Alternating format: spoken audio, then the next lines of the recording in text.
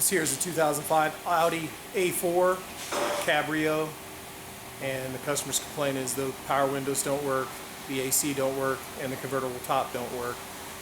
They've been driving it this way for a while.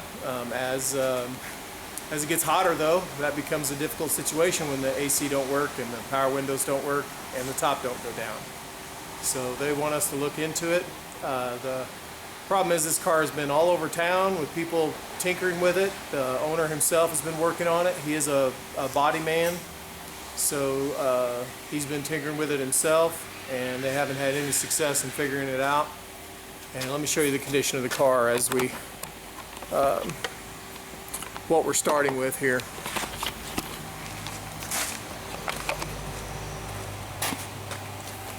Looks like it's been taped up. The window's been taped up at some point. There's the harness for the door hanging out of there. Door panel's off. Door panel's off. Kick panel's out. Actually, I think that makes it easy for me because I have access to everything I need, and I'll charge them less because I don't have to pull the door panels off. We'll get a scan done and go from there. Oh, if you can't tell in my voice, I'm not real happy about doing this. This type of diagnosis is usually nightmarish when it's been all over town. Everybody's been tinkering with it. Okay, so here's the auto scan, and a bunch of engine codes. Customer ain't concerned with those. Brake switch code in the transmission, ABS brake switch code in the ABS, some central electric module codes, and we have no communication with the driver's side and no communication with the passenger side door control module. So that's probably why our windows aren't working.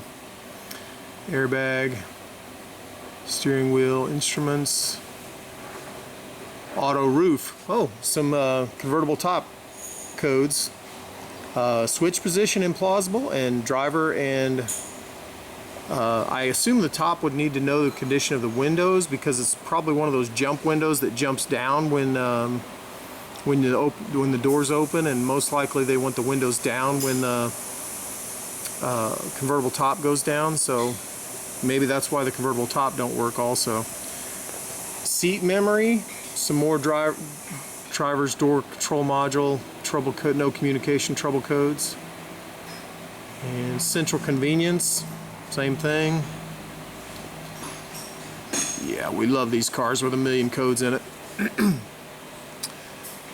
Obviously we have the door apart, so it'll be real easy to check power on the check power, check ground, check the communication wires for a square wave with a scope. Probably need to check the accordion in the door to make sure it's not split up there, although I asked the customer specifically, I said, did you check the accordions to make sure the wires weren't split up in there? He said they weren't. We'll find some direction and go from there. Okay, I printed a wiring schematic, and driver's door control module is provided with power from this fuse here. Power comes down here to the red and yellow. Brown is a ground here, and then there are this is the comfort control system, orange and brown and orange and green. Both those communication wires come down here to the pin number 4 and 5 at there, as well as branching off to the passenger's door control module. So I think the direction we're going to take is check power there, check for ground, and then check for communication there. Just as a real quick check, I pulled the accordion apart to check for broken wires, even though I asked the customer and he said they were fine, but I didn't see any problems there. No wires broken, not shorting together or anything. So I went ahead and come over here to check power, and right off the bat, first thing I find is the power wire only has 4 volts on it. So this power should be 12 volts here coming from fuse 22. And I looked up what fuse 22 is, and this is fuse 22 right there. Sometimes there's a crusty fuse might cause a voltage drop across the fuse, so we'll pull this one out and take a look at it. And that is not very good at all. You can see it looks kind of like varnished. I'm going to wire wheel this and see if it changes anything, but you should probably probably should have volt checked it to see if there was a voltage drop across this fuse before we pulled it out, but we'll wire wheel it, stick it back in, and see if it changes our problem.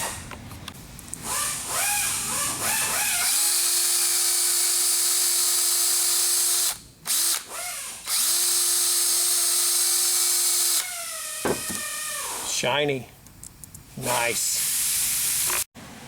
So I just got here to put this fuse back in, and I noticed with the fuse out we still have 4 volts on there. This is supposed to be powering that.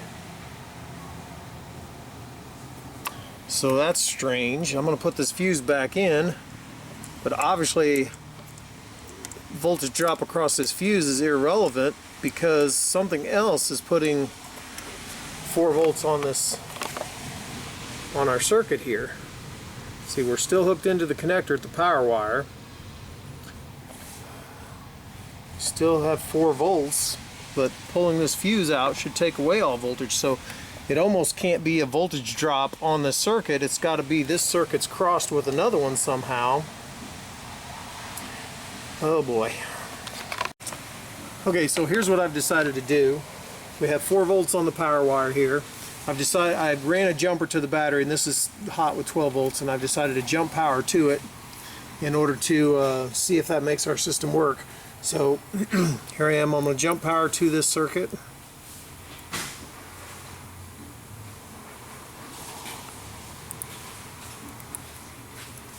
And now our meter says 12 volts, and I'm going to hook here and see if the window works, and it does not. Of course, I could need to do things like testing that switch, make sure it works, check continuity in this harness to make sure it's getting continuity to the computer. But this right here, I was hoping that might make it work, but obviously we have 2 problems there. With voltage jump to it, we still need to communicate to make it work. We still need that switch to make it work. So maybe I'll check into those things. I got the scope out already on another car, so I'll probably just bring the scope out and go ahead and scope the communication wires, make sure we have communication on them, and then we'll kind of go from there. Okay, I've got the Pico set up. I've got the key turned on. Got the lead for the Pico here, and I'm dealing with the orange and brown.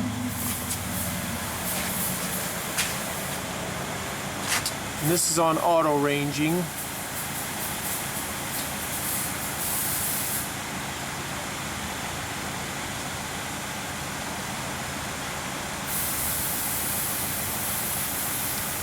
That isn't much of a signal. Let me check the other wire. This one is the orange and green. And this one's 6 volts solid, no pattern there. Okay, so I think maybe now I have some direction. What I was wanting to verify that I still had 4 volts on the red wire here, and so I back probed it with the scope because it was more handy. I just had it sitting here, and look what I have on the power wire. We'll pause that and zoom in.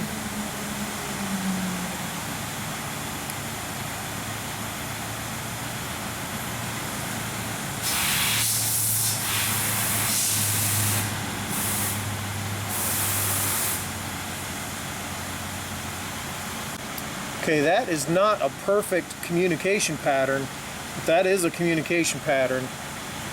Why it's there, I don't know, but that is the power wire, double and triple checked.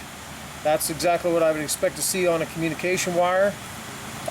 Interesting part, it's at about 4 or 5 volts. That's why I'm seeing 4 or 5 volts. I'm not seeing 4 or 5 volts because there's a voltage drop in the power wire. I'm seeing 4 or 5 volts because the communication wire is either hooked there or it is crossed there through some type of malfunction. Maybe it's shorted to it. We'll continue looking and see what we find. Okay, I'm taking a look at this car because I just called the customer and I asked him And the question of the day is, have these doors ever been replaced? I casually mentioned that this guy was a body man and he worked on his own car some. And it turns out this car was purchased damaged and they put doors on it. So I would guess that the harnesses are incorrect inside the doors. But I don't see any evidence that the doors have been replaced. They're the same color, maybe, but he is a body man. Maybe he's a good body man and matched them up nicely. This one looks good too. This one doesn't look freshly painted. It's got some chips in it. I don't see any sign that it's ever been painted. Maybe it was this color originally. But he said both doors were changed and the harnesses are from the replacement doors. Well, now the customer has brought me up the original harness from the original doors. And as you can see there, they've been wire nutted together. They were obviously broken up pretty bad. They've been wire nutted together on 1, 2, 3 wires, and this one's disconnected. This one's been taped up. So I can understand why they didn't want to use the original harness. I don't know exactly where we left off on Friday, but we do know this harness is incorrect for the car. This door was changed and the harness was left in the door and installed here. And the customer did bring me up the original harness from the original door, but it's destroyed. So I'm going to try and change these pins around to put them in the right locations so that we can know for a fact that this is going to fix the problem.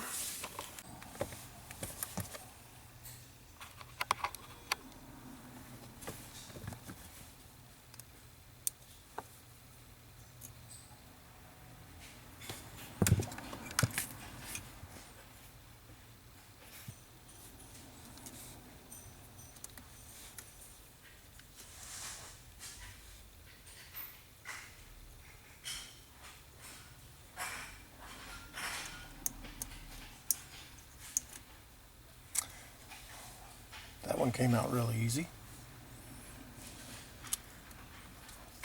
Based on looking at the other connector, this red with a yellow wire is supposed to go here where this green one goes. So I'm going to have to remove this green one to put the red one in the right spot.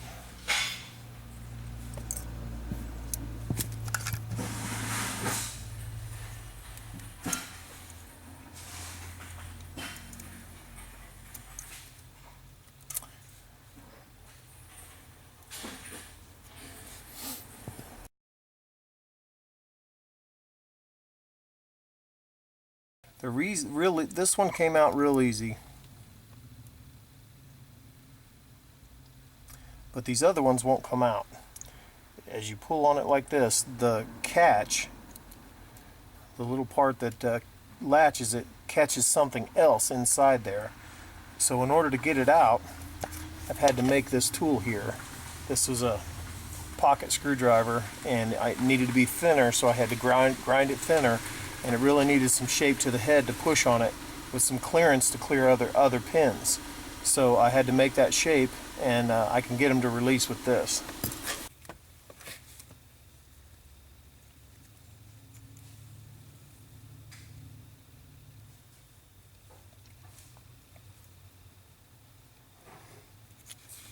Success, finally. I won't be videoing all this. This has been a bear. Okay, so this red one has the latch bent downward some to where it doesn't latch real well. So I'm going to bend that upwards just a tad.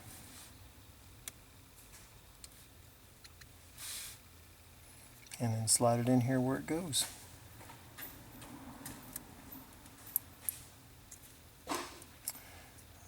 Alright, 3 more to do. Okay, I've inserted the pins in all their respective locations, and I don't know what to do with these. Obviously this harness isn't right, so something in there ain't going to work. Right, let's plug this in here. Maybe if we close the door partially it'll reach.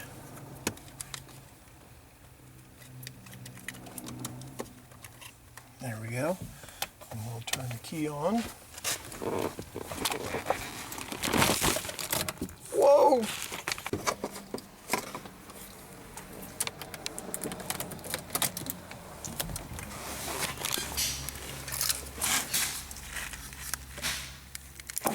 Yes.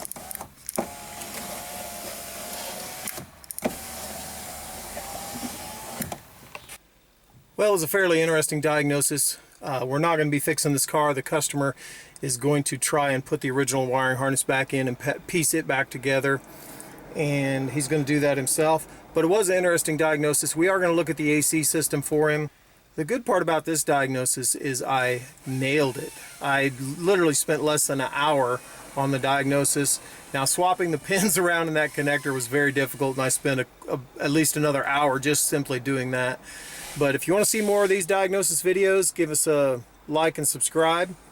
And if you want to consider financially supporting the continued production of these videos, find the donation tab on my website at www.kansascitytdi.com.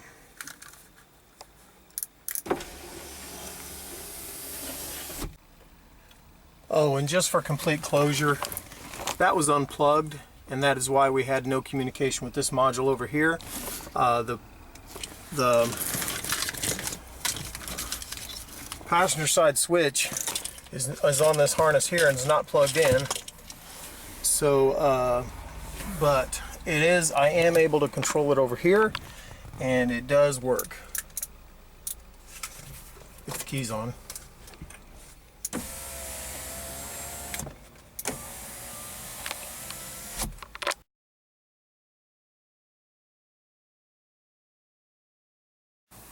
Cortland's over here fixing the wiring harness on this.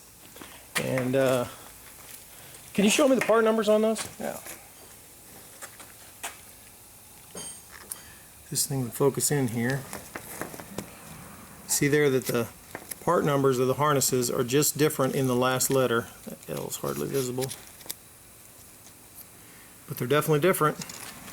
And we're taking good wires out of this one, and we're putting them into our original one. And we're going to splice it way back here to where the flexing doesn't break the solder joint. And he has mapped out the entire thing, very detail orientated, and quite the artist too.